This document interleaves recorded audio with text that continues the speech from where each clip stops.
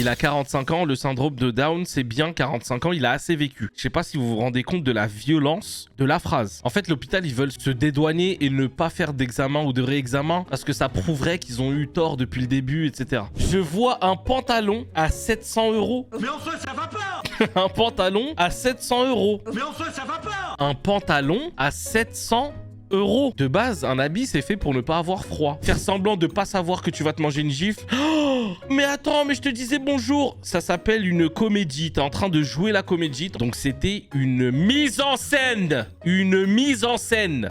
C'est bon ? C'est clair? Il a pensé que je voulais lui voler l'exclu pour dire j'ai une info, en fait, finalement, c'est du mytho et machin. Bah, arrête de mytho, frère, t'es allé parce que t'as été payé, c'est tout. C'est aussi simple que ça. J'ai dit, t'as vu, si tu penses ça de moi, j'ai dit, on n'a plus rien à faire ensemble. On n'est plus potes, toi et moi. On n'a rien à se dire.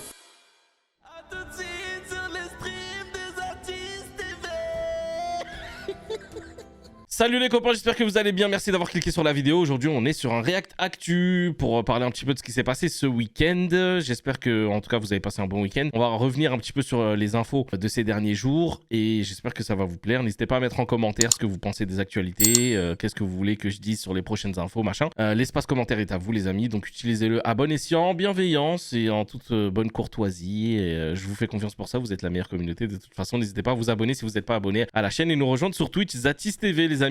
Allez, bon visionnage. Alors, on va commencer avec une actu que je voulais traiter il y a quelques jours déjà, mais ça m'était sorti de la tête. Je vais vous parler d'une affaire très sérieuse, très grave, que vous avez certainement vu passer sur Twitter et les autres réseaux. Mais c'est l'histoire d'un jeune, il a 45 ans, mais d'une personne qui est porteur de trisomie 21, qui a été victime d'une erreur médicale. Je sais pas si vous avez entendu parler de cette histoire-là. Je vais vous la lire et ensuite vous me direz déjà de un, ce que vous en pensez, et de deux, si vous avez suivi cette histoire. Alors, c'est l'histoire de Abdenour, 45 ans, porteur de trisomie 21, mené jusqu'à l'automne dernier une vie indépendante et dynamique. Fin novembre 2024, donc l'année dernière, un premier signe apparaît. Sa main gauche cesse de répondre. Aux urgences de la Pitié-Salpêtrière, les médecins évoquent une atteinte grave à la moelle épinière, une situation normalement traitée en urgence. Pourtant, Abdenour est renvoyé chez lui sans prise en charge approfondie. Déjà, ça, c'est une dinguerie. Je sais pas si vous avez entendu parler de cette histoire-là, mais voilà, ils l'ont renvoyé chez lui alors qu'ils avaient clairement vu qu'il y avait quelque chose qui était très grave. On parle de moelle épinière. Hein. La moelle épinière, c'est un truc, si c'est touché, ça peut atteindre tout le corps, enfin bref. Donc, il a été renvoyé chez lui. Les jours suivants, son état se dégrade brutalement. Il se paralyse jusqu'à perdre toute mobilité. Une pharmacienne alerte sa famille sur la situation critique. De retour à l'hôpital, personne ne vient l'aider à sortir de la voiture. Déjà ça...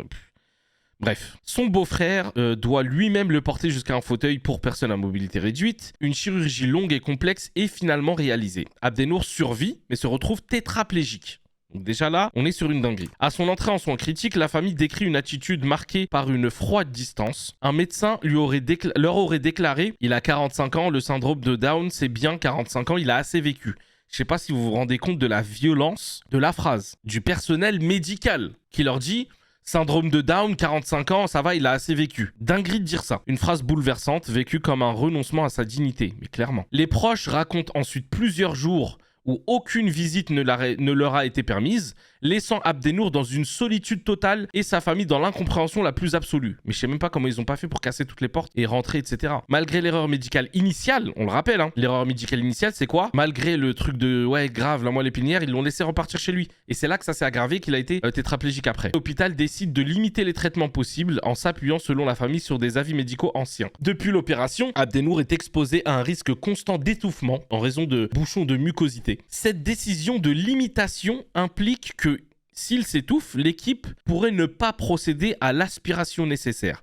Un geste pourtant courant en réanimation. Pour ses proches, cela revient à le laisser mourir d'un problème évitable. La famille s'interroge, comment en 2025, un homme devenu tétraplégique après une faute médicale peut-il se voir refuser les soins essentiels à sa survie? C'est une dinguerie, les amis. Depuis son admission, il n'a bénéficié d'aucune nouvelle IRM et d'aucun examen neurologique. Les médecins, selon ses proches, refusent tout réexamen. C'est incroyable. Pour sa famille, le constat est terrible. Celui qui a été blessé par une erreur opérateur initial se retrouve désormais privé de soins qui permettraient de le protéger. C'est une dinguerie cette histoire, il y en a énormément qui en ont parlé. Il y a Golo qui était venu aussi devant l'hôpital pour faire une conférence de presse avec Boussif. Et franchement, cette histoire elle fait froid dans le dos. Quelques jours après, donc le 30 novembre, c'était avant-hier je crois, il y a une vidéo qui est sortie, on la regarde ensemble les amis. Le 22 novembre 2024, Nono est devenu tétraplégique.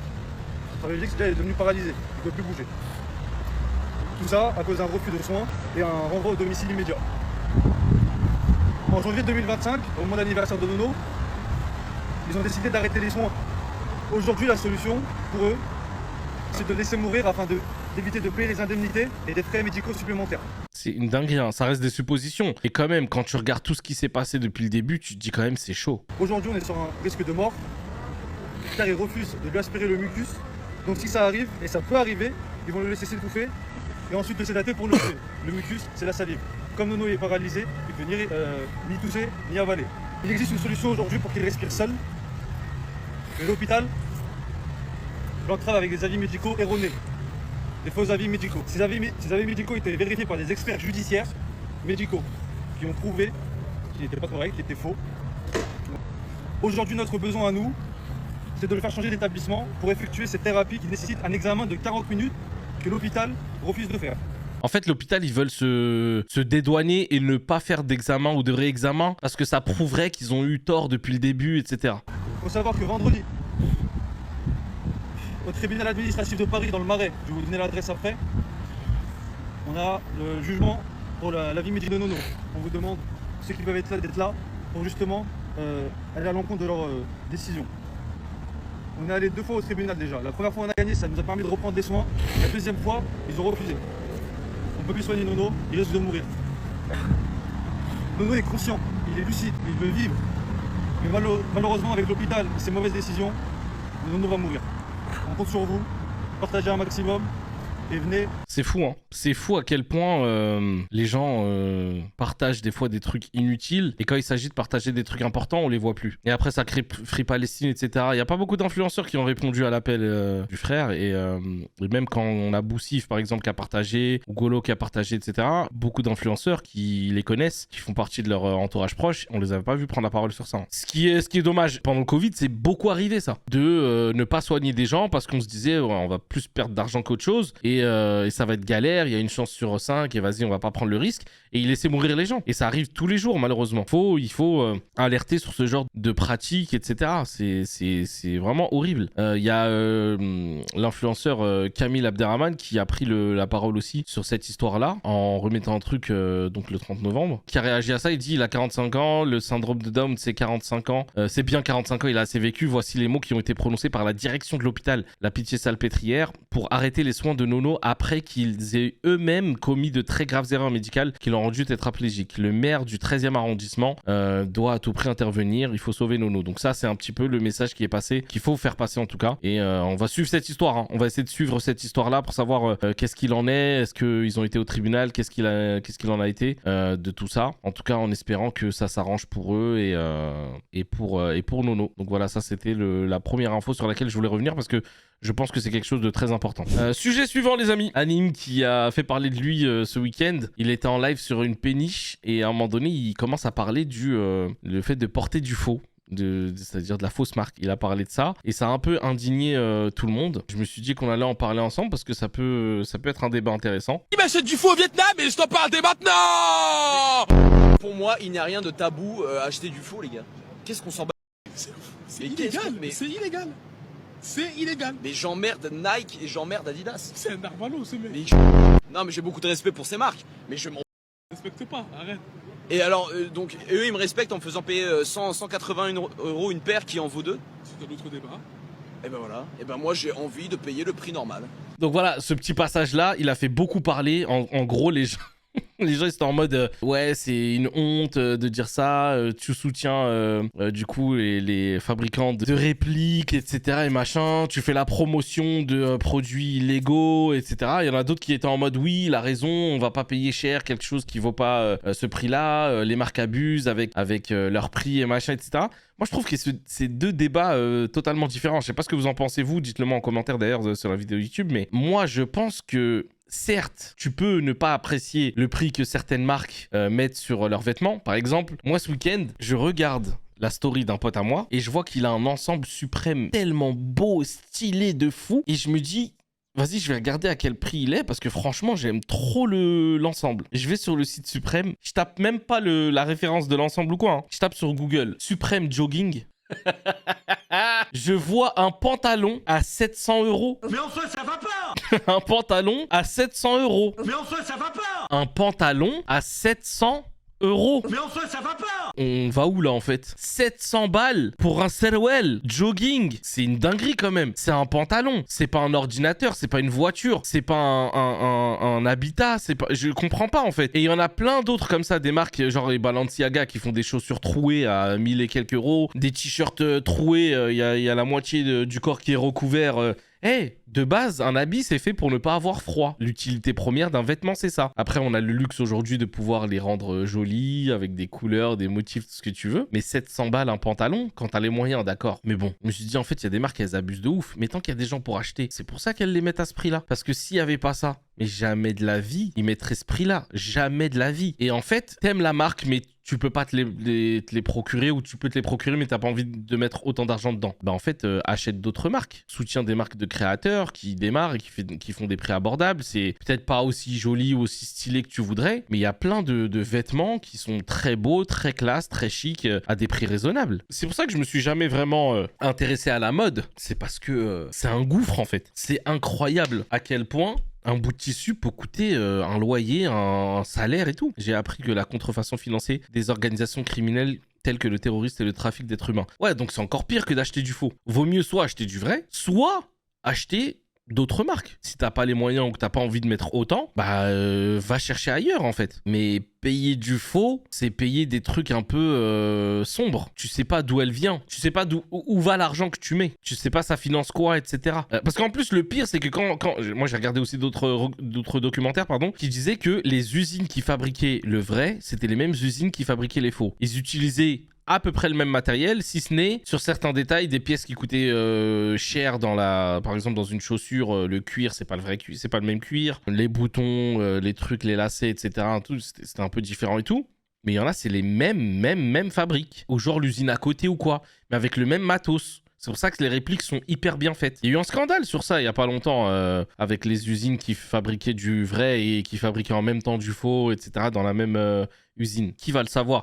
Et les marques, elles combattent le faux, mais elles laissent beaucoup faire aussi. Parce que il y a certaines marques qui t'expliquent en off, qu'ils diront jamais devant la caméra, que ça les arrange un petit peu aussi, que les gens mettent leur marque, ça fait de la pub aussi pour leur marque et machin. Sauf que ça les arrange pas que tout le monde ait accès à leurs produits avec des prix accessibles. Donc il y en a d'autres qui sont en mode « Ah non, ça nous dessert de ouf. Nous, on veut que notre marque elle soit portée que par des personnes qui peuvent se le permettre. Donc les personnes qui portent du faux, ça nous arrange pas du tout. » Mais moi, ce discours de « Ouais, je porte du faux et j'assume », non, renseigne-toi sur ce que ça finance le faux et je pense plus que tu dirais ça. Lui, il doit avoir un community manager éclaté au sol ou il doit pas en avoir parce que c'est pas possible de dire des trucs comme ça alors que t'as des millions de personnes qui te suivent. Tu vas normaliser un truc qui doit pas être normalisé. Donc c'est très dangereux de faire ça. Si tu veux pas mettre de l'oseille dans ça, mets-le dans autre chose. Soutiens comme je t'ai dit, des petits créateurs qui viennent de démarrer, qui font des trucs très bien à des prix accessibles et puis voilà, c'est très cool aussi. C'est pas moi qui vais le blâmer parce qu'il trouve cher un vêtement. Mais par contre, le fait de dire je m'en fous de porter du faux, etc. En plus, il dit je respecte les marques, mais non. Non, tu respectes pas les marques déjà en faisant ça. Enfin bref, bon.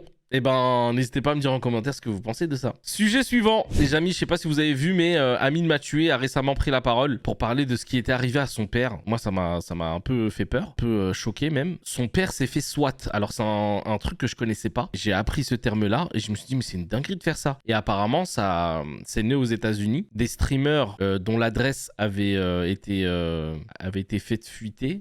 Enfin, avait leak. Les gens appelaient le FBI ou la police et tout en disant il se passe un drame à cette adresse-là, etc. Donc en gros, la police arrive, débarque en urgence, machin. Ça sonne, oui, levez les mains en l'air et machin, comme si c'était passé un truc de ouf, alors que rien en fait. Et c'est ce qui est arrivé au père de Amine Mathieu. Les gens ont leak l'adresse de chez lui. de chez son père. Et ils ont fait croire que il violentait sa femme, etc. Et ils sont allés, donc la police est allée chez Amine Mathieu. C'est une dinguerie. Hein. Ouais, ça a appelé pour dire qu'il a planté ma mère et tout. C'est une dinguerie de faire ça. En fait, à la limite qu'on me le fasse à moi, ça me va. Enfin, ça me va. C'est une dinguerie de dire ça. Ça m'irait mieux que s'en prendre à des gens... à des gens de ma famille, quoi. Là, tout va pour le mieux, il n'y a rien de dramatique, c'était plus impressionnant qu'autre chose. Ah, bien sûr que si, c'est dramatique. Après, voilà, je peux comprendre le fait qu'il relativise, qu'il essaie de dire, bah vas-y, on passe à autre chose. Mais en vrai, c'est une dinguerie de faire ça. Tu fais un faux témoignage, etc. Et t'appelles en masqué, du coup, il va rien t'arriver. Je sais pas si la police peut retrouver le numéro de téléphone de cette personne ou faire en sorte que la personne soit inquiétée, mais c'est une dinguerie grave. Le traumatisme pour les parents, c'est horrible. Puis même toi, en tant que créateur de contenu, t'as plus envie de t'exposer, du coup, et t'as envie de te mettre en retrait, de dire non, mais vas-y, en fait, ça y est, flemme. Si les réseaux, ça m'apporte des problèmes comme ça, en fait, c'est même pas la peine. Tu vois, genre c'est pas la peine de continuer, ça sert à rien. Vraiment, ça fait flipper. Ce qui me fait chier, c'est surtout qu'ils l'ont fait pendant qu'il dormait. Tu fais ça à une personne âgée pendant qu'elle dort, tu sais pas ce qui peut se passer. Ouais, crise cardiaque, machin, crise de panique, etc. On sait jamais. Mais voilà, non, c'est tout. Je vous le dis comme ça, hein, les gars. Merci pour les cœurs, merci pour les messages de force et tout. Je suis pas là pour que vous vous apitoyez sur mon sort, pas du tout. C'est des choses que j'aime pas dire. Mais là, je le dis parce que ça arrivait d'un coup. Et en fait, à chaque fois, je dis j'ai des problèmes. Je dis jamais c'est quoi parce que. Et je sais que les gens, vous avez un peu l'impression peut-être que je mens ou que je suis un mytho, que je m'invente des problèmes et qu'en fait j'ai juste la flemme. Bah après, belle mentalité, mais j'avoue que moi, par contre, j'aurais pris le risque. Enfin, j'aurais pris le risque. Non, c'est pas un risque, mais j'aurais pris le parti de ne rien raconter. Parce qu'en vrai, quand tu racontes, limite les gens ils se disent ah c'est possible, donc vas-y peut-être. Si ça va donner des idées à des fous en fait, de se dire ah moi aussi je vais le faire. Il va en parler, et du coup bah je pourrais dire ah bah tu vois quand il en a parlé, bah c'est moi et machin. Je sais pas. Vraiment, je sais pas si j'en aurais parlé. Plein de fois, il m'arrivait des galères et j'en ai jamais parlé parce que je préfère régler ça de mon côté et faire comme si de rien n'était plutôt que donner la satisfaction aux gens, soit qui m'ont fait du mal de parler d'eux, soit des gens qui attendent de moi que je tombe ou qu'il m'arrive des galères, de leur donner la satisfaction de leur dire bah voilà, il m'est arrivé une merde, etc. Tu vois, donc je pense que ça peut attirer les fous, mais force à lui en tout cas. Et franchement, les influenceurs aujourd'hui, les plus connus ou ceux qui sont le plus exposés, ça fait peur parce qu'il y a beaucoup d'insécurité en France, il y a beaucoup de choses qui peuvent se passer quand t'es connu, la jalousie des gens, la malveillance des gens, c'est devenu catastrophique. Et franchement, moi c'est pour ça que je suis bien dans mon petit cocon là maintenant. Ça veut dire que j'ai jamais voulu être une superstar, paradoxal hein, que je dise ça par rapport à mon métier, qui est de créer du contenu et d'être connu et machin, mais j'ai jamais voulu être une superstar. J'ai jamais voulu être riche parce que je sais quel problème ça peut amener l'argent. Je l'ai vu autour de moi, des gens que je connaissais qui ont eu beaucoup d'argent. Donc vraiment, je préfère de loin ma position à moi où je suis un peu connu, que je gagne bien mon argent et je vole personne et c'est pas indécent et j'attire la jalousie de personne et encore, hein, t'attires toujours de la jalousie même quand t'es au SMIC. Hein. Même quand t'as pas de taf, des fois tu peux attirer de la jalousie, donc vraiment n'importe quoi. Mais je veux dire, j'ai toujours eu peur de cette grosse notoriété ou d'avoir beaucoup d'argent. J'ai toujours eu peur de ça. Pour moi, tout ce qui est notoriété, argent et tout, c'est plus une malédiction qu'autre chose. C'est une grosse épreuve. J'ai peur de ça. Et puis j'ai peur de ne pas avoir les épaules pour gérer. J'ai peur de prendre la grosse tête ou de perdre mes moyens et perdre ma lucidité et du coup de faire n'importe quoi. J'ai vraiment peur de ça. Donc je m'en protège. Après... De toute façon, les problèmes sont inévitables. C'est pas parce que tu fais ça que tu vas t'éviter tout problème. Non, tu peux avoir une belle vie, être très connu et ne pas avoir vraiment autant de problèmes. C'est pas que c'est risqué d'être très connu et très riche, mais tu t'exposes beaucoup plus que d'autres personnes. Donc en vrai, que je sois noyé dans la masse, c'est très bien. Ça me va très bien aussi. Après, ça veut rien dire. Tu peux avoir des problèmes comme Amine et ne pas gagner autant que lui. Hein. Ça veut rien dire du tout. Hein. Il y a des personnes qui sont 10 fois moins connues, qui ont eu 10 fois pire. Donc en vrai, ça veut absolument rien dire.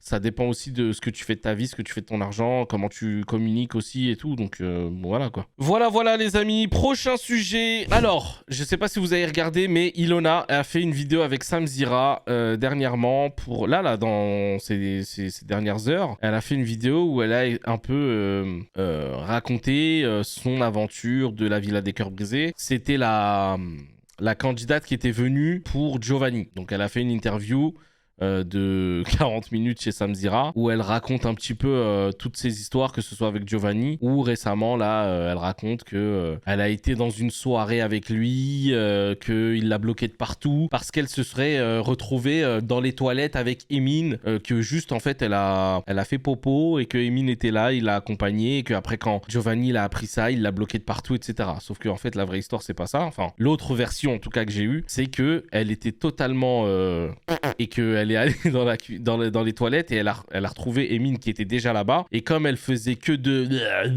et machin, bah en fait Emin il l'a juste aidé à rester digne tout simplement, et quand Giovanni a appris l'état dans lequel elle était et etc, bah il a dit ah, vas-y toi salut en fait. Et en fait apparemment ce serait une personne qui recherche quand même beaucoup le buzz en parlant de Giovanni tout le temps et en disant voilà il a fait ci, il a fait ça et machin. Donc dans l'interview au début, j'ai pas fini l'interview parce que franchement elle était un peu redondante, et elle était venue dans la villa juste pour quelqu'un, mais c'était pas forcément pour Giovanni. Que quand ils lui ont proposé Giovanni, elle a dit bah vas-y ouais pourquoi pas, qu'elle faisait que de le recal parce qu'elle voulait être la meuf en mode moi tu m'auras pas comme ça aussi facilement. Sauf que après l'aventure, quand il l'a appelé à Bali, bah elle est quand même allée le voir, ils se voyaient que le soir, donc je vous fais pas de dessin sur la relation qu'ils avaient. Lui il lui faisait des crises de jalousie apparemment quand elle allait en boîte, et elle lui en faisait aussi quand il voyait Cynthia après qu'ils se sont vus, enfin bref c'est n'importe quoi. Donc je sais pas, franchement sa version elle est un petit peu bizarre, y a rien d'intéressant vraiment à dire sur cette interview là. Mais voilà, le truc de Emin m'a accompagné aux toilettes et il a pas aimé et donc il m'a bloqué de partout. Bah, l'autre version que moi j'ai eue, c'est elle était totalement et qu'elle est partie aux toilettes et qu'elle a vomi de partout et qu'ils ont essayé de la sortir de cet état-là et que voilà. Donc en fait, moi déjà dans les épisodes, on voyait un petit peu qu'elle était un peu intéressée. C'était une personne qui était un petit peu là, pas pour les bonnes raisons, on va dire, pas pour les raisons de je veux vraiment trouver l'amour, etc.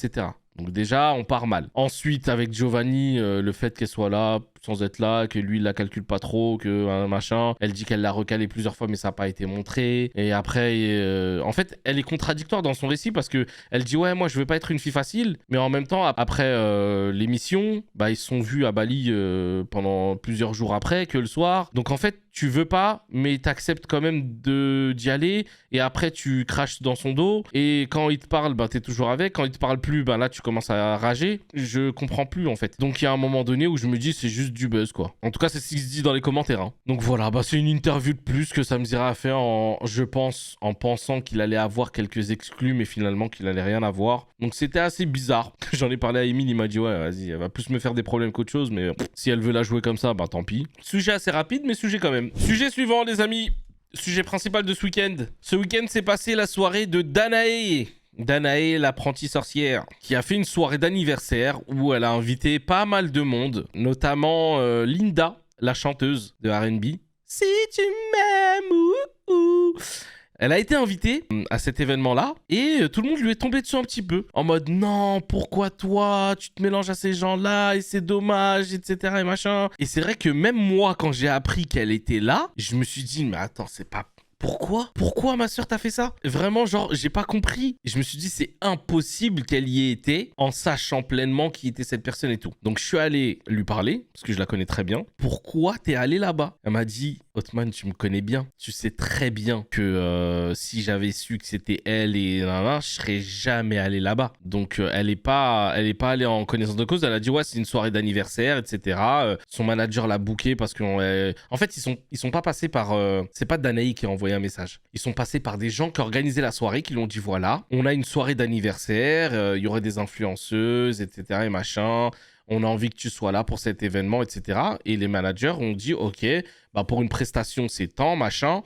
Et du coup, elle est allée. Et c'est quand elle est arrivée là-bas qu'elle a vu les gens, elle s'est dit ah ouais, donc c'est ça en fait. Mais elle était payée. Le contrat, il a été fait. Elle doit honorer sa prestation. Elle a fait sa prestation, elle est partie direct. Et c'est après où, en interne, les gars me faites plus ce coup-là. Mais c'était un petit peu un guet-apens dans le sens où ils sont pas passés par Danae directement pour lui dire bonjour, je fais ma soirée d'anniversaire et machin et machin. Mais en vérité, j'annule le contrat. Ouais, mais ça se fait pas comme ça, les gars. Non, ça se fait pas comme ça. Quand t'as un acompte et machin, t'es obligé de faire le truc. Mais Je sais pas s'il y a pas un truc juridique qui dit ah ouais mais non mais moi je savais pas que c'était ça et je refuse de le faire pour cette personne-là et machin, tu vois. Donc elle est venue, elle a fait son truc quand elle a commencé à chanter et tout, elle a vu les gens qui arrivaient. Non, franchement, Linda c'est pas une personne qui me mentirait, je la connais personnellement et honnêtement elle m'aurait pas menti sur ça. Vraiment, elle m'aurait pas menti sur ça et je sais, genre vraiment là j'ai aucun doute sur Linda. Vraiment aucun doute sur Linda. Ouais bah après si vous croyez pas, vous y croyez pas. Moi je sais que je la connais personnellement, je vous dis pas ça pour rien. Donc après vous faites ce que vous voulez mais moi je sais ce qui s'est passé en interne derrière. Elle m'a dit que voilà, il y a des trucs où ils sont passés par un tel pour faire croire que c'était juste une soirée d'anniversaire, machin. Ils ont pas dit le nom de la personne ou quoi, etc. Après voilà, seul Dieu sait. Ça c'est sûr, mais moi personnellement, enfin voilà,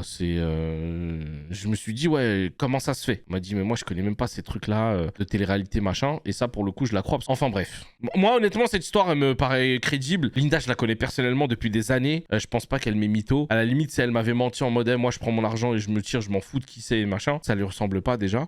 Et même si elle m'avait dit ça, bah en vrai j'aurais même pas parlé de cette histoire pour pas la mettre en porte-à-faux, tu vois. Bref, donc ça c'est juste une parenthèse par rapport à cette soirée de Danae là, parce que après moi ce que j'ai appris, c'est que les gens étaient payés pour y aller.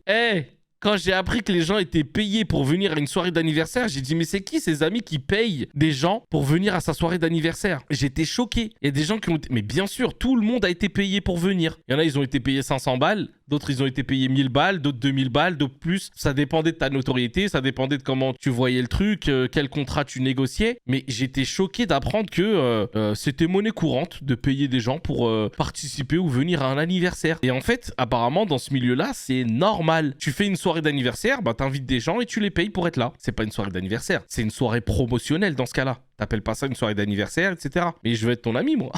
Paye-moi, je viens. Et du coup, en fait, c'était plus pour faire la promotion de Danae qu'autre chose. La taguer, lui faire gagner des abonnés et machin. Donc, elle a invité un petit peu toute la télé-réalité, les gens connus des réseaux sociaux. Et du coup, Bastos, il a été invité à cette soirée. Mais quand j'ai vu son live hier... Parce que moi, en fait, ce qui s'est passé, c'est quoi? Vous vous rappelez la dernière fois, on était en plein live. On voit un message dans le chat qui dit Bastos s'est fait gifler par Magali Berda. Moi, j'étais en mode quoi? Attendez, qu'est-ce qui se passe? Je lui envoie un message pour lui dire ouais, qu'est-ce qui se passe? Tu t'es fait gifler, machin. Ça me répond pas. Je dis attends, on va essayer de l'appeler, on sait jamais. Parce que vu la vidéo, il est pas secoué ou quoi, donc je me dis vas-y, on va rigoler un peu, on va l'appeler. Je l'appelle, il me répond pas. Je me dis bon, tranquille, je prendrai des nouvelles de lui plus tard. On fait le live, tout se passe bien. À la fin du live, donc j'essaie d'en savoir un peu plus, j'ai pas de réponse. Et le lendemain, j'envoie un message sur Insta à Bastos, il me répond pas. Je me dis bon, chelou. Et derrière... j'envoie un message à Magali Berda. Je dis Magali, j'espère que ça va, machin. T'as vu ce qui s'est passé avec Bastos? C'est grave, tu vois. Genre, j'ai pas compris. Ce geste, etc. Franchement, je te mens pas, je suis déçu. Elle me dit déçu de quoi? Je dis, bah, de gifler quelqu'un, de gifler... Tu dis que c'est ton harceleur et tu le gifles. Genre, je vois pas en quoi c'est bien de répondre par la violence à ce truc-là. Et elle me répond, est-ce que tu crois vraiment que je vais faire ça sans le consentement de Bastos? Je me dis, ah, ok. Donc, c'était une mise en scène. Une mise en scène. C'est bon? C'est clair? C'est une mise en scène. N'en déplaise à certains. Et elle me raconte donc un petit peu les dessous, les machins. Et elle me montre même une vidéo. Elle me dit, tiens, je te l'envoie à toi. L'envoie à personne. Je l'ai envoyé à personne, machin. Où genre, il lui dit, allez, vas-y. Allez, gifle-moi, s'il te plaît, machin. Il lui tend sa joue, etc. D'ailleurs, la vidéo, je vais vous la montrer parce que elle l'a mise sur ses réseaux. Donc, je trahis aucun secret en vous montrant cette vidéo-là. Excusez-moi, mais... Excusez-nous, pardon. On a un grand combat. J'ai droit, hein? T'as dit oui? Tu as mis le filtre ou pas? Tu as mis le... Mets-moi KO. Ah, je filme. Mets-moi KO. Oui. Oh, waouh. Tu n'as pas été de main mort. Oh, waouh. Je pense qu'il était un petit peu éméché. Mais dans tous les cas, on voit clairement qu'il est d'accord. Il est d'accord pour la gifle, ok? Donc il se mange la gifle, il est d'accord pour ça et machin, etc. Ok? Donc elle me montre ça. Et elle me dit, voilà, c'était d'un commun accord entre nous et machin, etc. Je lui dis honnêtement, je pense que t'aurais jamais dû accepter le fait qu'il te gifle en filmant, parce que ça va plus te décrédibiliser qu'autre chose. Et elle me dit quoi? T'as peut-être raison, machin, etc. Mais dans tous les cas, quoi que je fasse, en ce moment, je suis détesté, les gens me croient pas et les gens me taclent. Donc ça va rien changer à ma vie. Sur ce point-là, j'étais d'accord avec elle. J'étais vraiment en mode, en vrai, que tu fasses ou que tu fasses pas, tu vas t'en prendre plein la gueule. Mais là, le fait de prouver aux gens et montrer aux gens que tu l'as frappé, ça va plus te desservir qu'autre chose. Et elle était plus ou moins d'accord avec moi sur ce truc-là. Et je trouve ça dommage, en fait, d'avoir cédé au truc parce que, bah, en fait, tu montres que utiliser la violence, certaines fois, même si c'est consenti, bah, c'est ok. Mais non, en fait, parce que vous avez fait la promotion de la violence de ça peut être cool de se venger de quelqu'un si on est d'accord et machin. Mais jamais de la vie, en fait. Derrière, il se passe quoi? Bastos, il fait son live hier. Il commence son live, 35 minutes d'attente où il est juste là en train de regarder, de dire merci beaucoup, merci pour les abonnements. Il remercie les abonnements pendant 25 minutes sans rien dire, sans parler. Les gens, ils s'impatientent dans le chat. Allez, vas-y, qu'est-ce que... Il banne tous les gens qui s'impatientent. il banne tous les gens qui s'impatientent. Et quand il commence à parler, il raconte sa version. En disant voilà, il s'est passé ci, il s'est passé ça, on s'est mis d'accord avec Magali, je lui ai dit ok, je suis venu la voir une première fois, elle m'a dit les gars, je vais te gifler vraiment là, pars parce que je vais te gifler machin. Et lui, il lui a dit ok, gifle-moi, mais dans ce cas-là, je veux que ce soit filmé. Comment on appelle ça si ce n'est pas de la mise en scène? Parce que lui, il dit c'est pas de la mise en scène, on s'était mis d'accord, mais de toute façon, elle m'aurait giflé, donc dans tous les cas, je me serais mangé une gifle. Moi, je lui ai dit bah quitte à me manger une gifle, autant que ce soit filmé. Comme ça, j'ai une preuve de machin. Mais t'appelles ça comment? Quand tu fais semblant d'être surpris par un truc dont t'étais mis au courant. Ça s'appelle mettre en scène quelque chose. Donc, t'as beau dire ce que tu veux de... C'est pas une mise en scène, parce qu'à la limite, si on avait fait ça en mode les amis, venez, regardez, elle va me gifler, là c'est mis en scène. Ouais, mais comment t'appelles le truc de faire semblant d'être étonné, faire semblant de pas savoir que tu vas te manger une gifle? Oh, mais attends, mais je te disais bonjour. Ça s'appelle une comédie. T'es en train de jouer la comédie, t'es en train de jouer le fait que t'es surpris, etc. et machin. Et il a tellement bien joué la comédie que moi, tout le monde est venu me parler en mode... Mais c'est vrai ou pas? Moi-même, j'étais en mode, frérot, je sais pas. Premier degré, je me doutais que c'était un petit peu un truc, mais j'étais en mode, non, vu comment il est surpris. Alors, vous dites que c'est mal joué? Honnêtement, j'y ai cru à 100%. J'y ai cru à 100%. La manière dont tout le monde était autour de lui et qu'ils l'ont filmé, que lui, il était en mode un petit peu...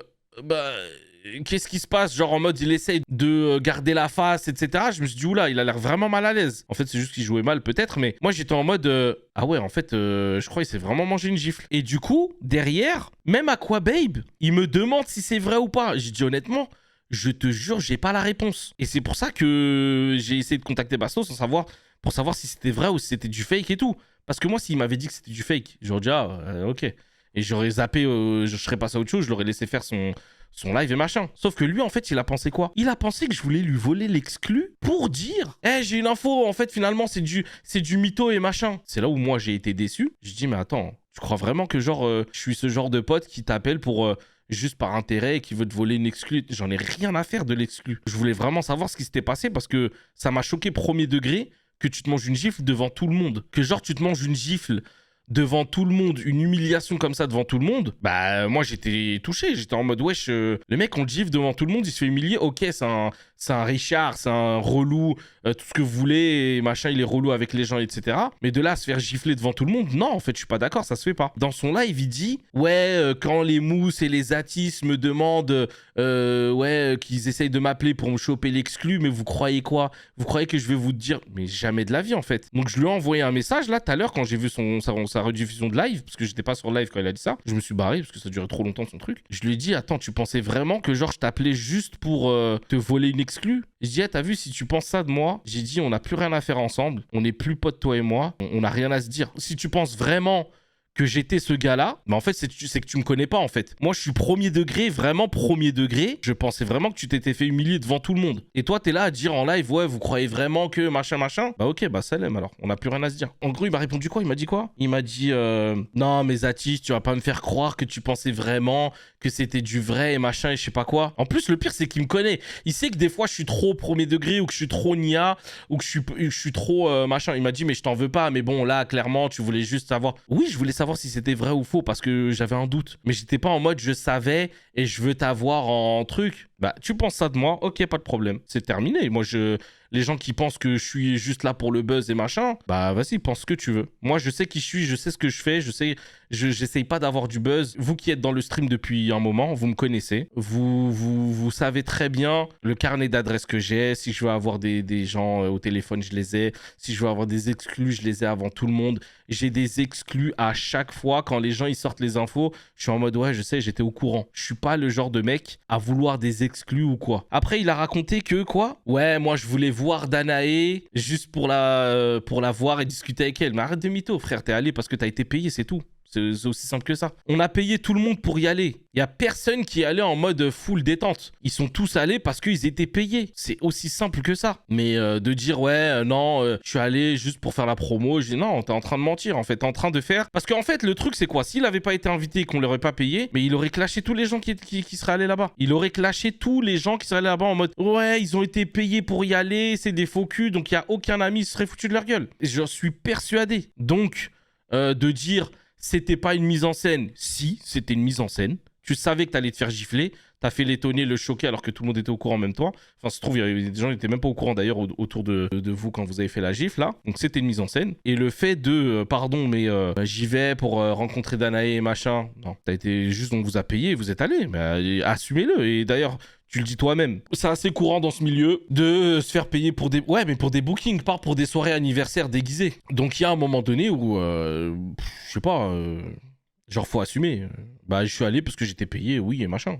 T'as peut-être un peu le seum qui t'ait pas répondu ni à l'appel ni à tes messages. Mais je m'en fous de ça. Genre, j'ai pas calculé quand il m'a pas répondu. Mais le fait qu'ils disent en live, ouais, les artistes qui veulent le truc, je dis, ah ouais, donc c'est ça que tu penses de moi? Bah ok, salut. Et moi, je suis comme ça. Je suis droit. Si t'es là à me dénigrer devant tout le monde en me faisant passer pour un mec qui juste, entre guillemets, t'appelle juste pour ton buzz, bah en fait, c'est que tu me connais pas et que, vas-y, salam. Premier degré, des fois, il a eu peur que tu voles l'exclu. Quel exclu? Tout le monde se doutait que c'était du fake. C'est pas une dinguerie. C'est pas comme si on avait l'exclu de l'année. On s'en fout de cette histoire-là. On n'en parlera pas dans 2 jours. Donc il y a un moment donné où il y a pas d'exclu. Après, tu sais, il m'aurait dit, je t'expliquerai plus tard, mais n'en parle pas. Il y a pas de problème. Je l'aurais jamais fait. Je l'aurais jamais dit. Tu vois, par exemple, Magali, je lui ai envoyé un message. Je lui ai dit, ouais, c'est quoi cette histoire? Franchement, j'ai été déçu. Elle me l'a dit. Elle m'a même envoyé la vidéo là que je vous ai montrée. Elle m'a dit, la montre à personne parce que j'ai pas envie de la montrer, machin, machin. Et après, je l'ai pas dit. J'ai pas fait une story pour dire, hey, j'ai une dinguerie sur vous, machin, sur l'histoire de la gifle, je connais la vérité, machin, je sais pas quoi. J'ai pas besoin de ça en fait pour faire mes lives et je vis pas de ça. Genre, mon fonds de commerce, c'est pas les scoops. Et c'est pas un scoop. On s'en fout. Genre, vraiment, on s'en fout. Bref, les amis, sujet clos. Terminé. Et que je veux pas que vous alliez mal parler de Bastos, etc. et tout. C'est pas du tout mon genre.